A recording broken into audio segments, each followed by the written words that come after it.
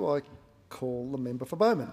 Deputy Speaker, Australia really has a proud tradition of fine aged care services, and I think everyone in this chamber that's travelled around this great nation, wherever you visit an aged care facility, I am by and large genuinely impressed with the quality of care that's offered in the context that it's an increasingly challenging space to be working. We have, of course, the demographic shifts that have been alluded to earlier in this debate, with the proportion of Australians over the age of 70 increasing from 9% to well over 20% by 2051. But we also have the great challenge that this is fundamentally a private sector driven area of health and welfare, and so we always need to have the appropriate amount of government support, not too much and not too little. As we look back over the last 5 years, my observation with a focus on the health portfolio is that many of the challenges that beset our health system in 2007 still remain today relatively untouched and unblemished. They are still there today, mostly not addressed. I acknowledge there's been negotiation around funding agreements, but when you're on the front line in healthcare, we really have many of the same challenges that we faced 5 years ago, and that, I think, is a significant criticism to the current federal government. If for no other reason, it's been recognised by the COAG Reform Council, who noted just last week in their report that we are fundamentally a less happy population with our health system.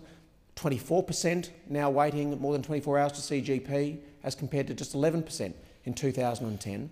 We're facing all of those social challenges in our health and welfare system.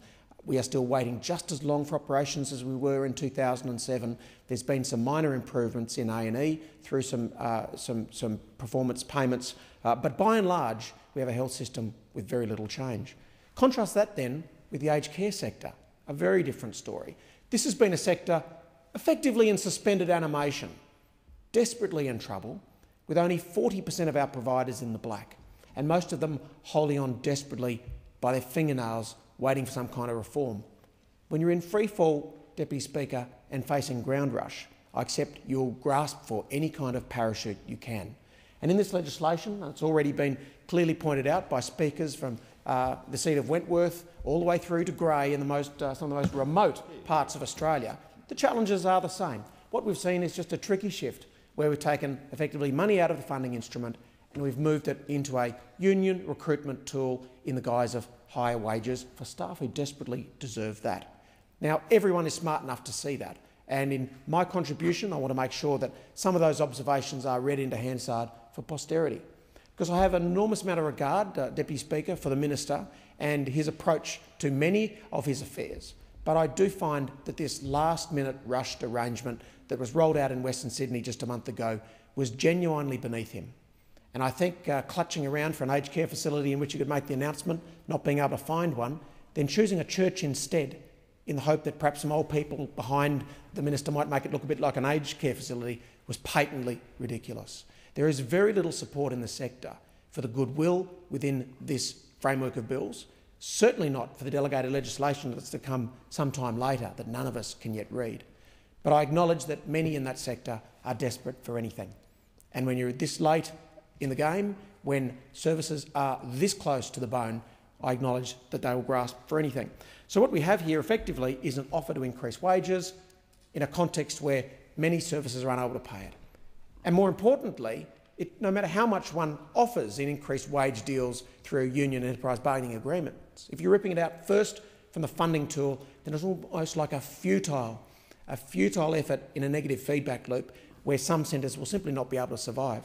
I acknowledge that if you're a centre of less than 60, you're exempted from those EBA arrangements, but the majority of our providers in metropolitan Australia are a tick over 60, Deputy Speaker, and they're all faced by this reality. $1.6 billion is a lot of money. It amounts to tens of thousands of dollars. In fact, for some centres, the average is around $125,000 to find. And I think the most preposterous thing of all is, in a game where we are trying to provide certainty to the private sector and confidence to invest, let's get this right, Deputy Speaker, aged care is not an area where the government provides the majority of the services. We are utterly reliant on private providers. And to provide this 28-day buffer, where one can move into an aged care facility and only after 28 days make a decision on whether you pay up front or pay in designated allocations over time, is akin to me selling my house, Deputy Speaker, having someone agree to buy it and 28 days later say, no, I've changed my mind, I'm just going to rent. And that's what you're doing in this situation, Deputy Speaker, and I ask you to reflect on that. I mean, the merits of someone who is building for the future and building for our seniors and endeavouring to provide services, to have to wait 28 days only to be told, sorry, we've decided to rent and try and not to buy, imperils effectively your entire business model. And how do you take that to a bank, Deputy Speaker? How do you convince a bank to lend on those grounds? It's enormously difficult because, believe it or not, when you build an aged care facility, you can't 28 days after they finish the completion of the structure say, we've decided to pay it off in allocations over the next 5 years. So I'd like to include from my own electorate the comments of Paul Mitchell, CEO from Adventist Aged Care, who said that these are our two key issues. The rest of it is all just machinery of government. Under the proposed change, a resident can make these decisions 28 days after they move in. And in our facility in Victoria Point, we're having a series of expansions, 89 new beds to be completed by September, and that's part of stage 1, and that will be completed prior to this legislation applying. But stage 2 is now at risk of not happening at all. So there you have it from the front line. How do you go back to a bank and explain to them that you want to lend, you want to receive billions of dollars in borrowings only to not be able to pay it back until you receive allocations or contributions over years? Look, this facility, in my electorate, will simply have to face refinancing and face the risk of not being able to proceed at all. What we have here was a very, very clever recruitment tool for the unions, Deputy Speaker, and it's very, very clearly included in union propaganda, even from the Minister's own union. And clearly there was an effort here to modify the scoring tool so that less money could be given to providers, only to see more money given to workers in the hope that that somehow balances out. Yet it's a murky, murky approach, and some of the most senior aged care experts in the country have said it's just not the way to do business. Now, the other great criticism that was mounted in the defence of this legislation was a very serious accusation of rorting. And I don't know what this government has in a preoccupation with singling out professions and claiming that there's a problem with rorting, and they're never providing that evidence and using it as the basis to proceed with often significantly flawed or biased legislation. When we saw it in the cataract rebate debate of 2009, when an entire profession was traduced, Deputy Speaker, on the grounds that they were rorting the system, for goodness sake, providing more vision to Australians by doing cataract rebates, and this was rorting. And then we had the same claims made against the dental profession in an effort to bring down the CDDS and effectively close out 96% of Australia's dentists from being able to deliver care to the sickest of Australians with chronic disease, all based on this claim of rorting. And what we saw was threats to the dental profession to scare them into not providing dental care with the possibility that they would never be reimbursed. And ultimately, the CDDS, which could have been refined easily and improved, was instead terminated. September, no new entrants. November, all work to be completed.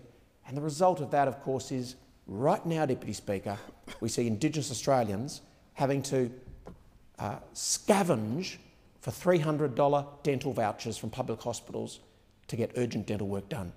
That is another form of a health outcome in 2013 under this Prime Minister, all based on the proposition of rorting by professionals. Now, we don't have to do it that way, Deputy Speaker. We can work with the profession. We can work with the sector. And of course there'll be elements of rorting everywhere one goes. That is the job of the legal system. That is the job of a department doing appropriate audit to address those providers and to address those examples. But what's the first thing that happens when a minister talks about rorting in the aged care sector? Deputy Speaker, I put to you that my parents and others who might someday be in an aged care facility ask, I wonder if I'm being rorted. I wonder if this place is rorting me. I wonder if I'm being ripped off. And I think that blackening of our wonderful aged care sector is not only regrettable, but it's patently avoidable. We don't need to do that to get legislation through this place, nor to advance the interests of our aged care sector. It doesn't need to be divisive, it doesn't need to attack the providers, and it doesn't need to set up this envy-based attack between the tenant and the builder, between the aged care provider and the resident, between the provider of a health service and the recipient of one. There is another way. But in this short 5 years, this has been a recurring pattern of behaviour from a government that should know better and could do better, but instead has chosen the low road of traducing providers. I'd like to make the observation about union recruitment, because this has been picked up by many providers. By effectively, it's very, very obvious that this funding instrument is being linked to these supplements. I mean, the amounts are comparable. The first thing that aged care providers do is say, well, what is taken from one hand and provided to the other leaves me how much more worse off? It's clearly a case of a simple transfer.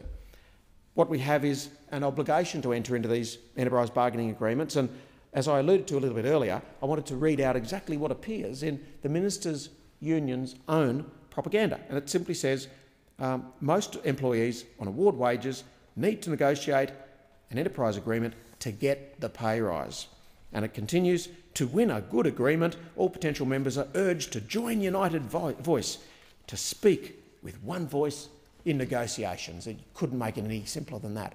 So I make the obvious observation, Deputy Speaker, the money that is being provided from government coffers through to union negotiated wage increases that are in turn paid as union fees to unions is spent on what? Let's reflect on where that money is spent. And it's a fairly obvious assertion of mine that the money is effectively being distorted for political purposes. And I think that too is regrettable. We don't need to draw the fine aged care sector into that kind of murky dealings.